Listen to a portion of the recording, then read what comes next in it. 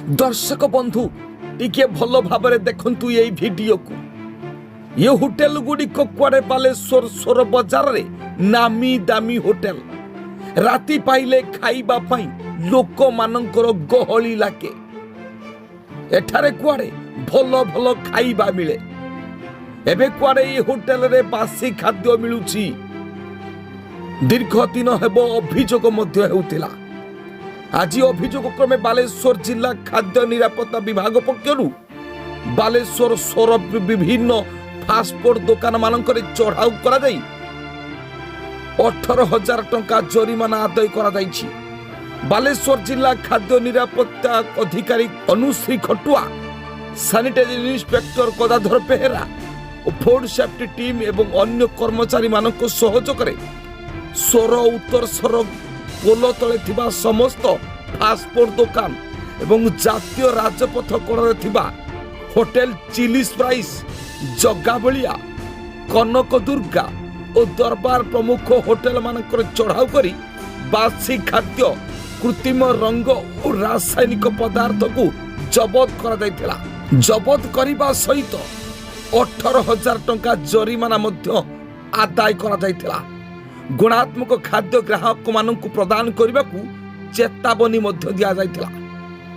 आगामी दिन में यही चढ़ाऊ जारी रहिबो बोली विभाग पक्षरु सूचना मिली।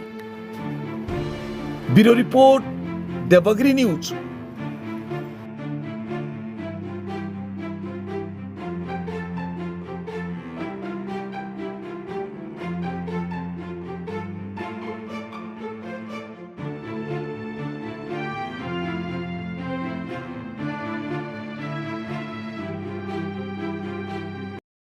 Anushree Khatua, designated officer food safety in charge.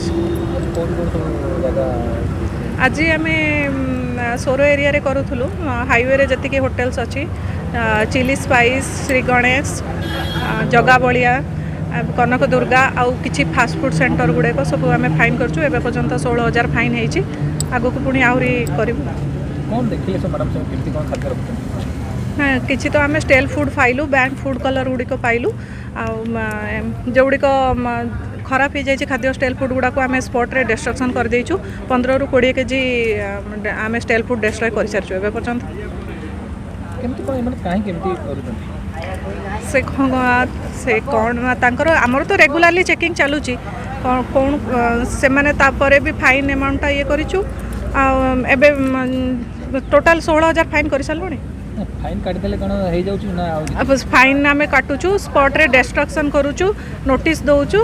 जो सैंपल गुडी को हमर खराब बाहरुची हमर एडीएम कोर्ट रे और एसडीजीएम कोर्ट रे फाइन होउची। से गुडी को केस भी हमर 50 अप्रोक्सीमेट कोर्ट रे केस पड़ीची। एबे भी आ 20,000 12,000 से यथाक्रम रे फाइन भी हे सारिची एडीएम कोर्ट रे और एसडीजीएम कोर्ट रे। नेक्स्ट जदि रेक्टिफाई न करिबा आमे म्युनिसिपैलिटी स्टाफ को डाके के सील कर दो। Thank you.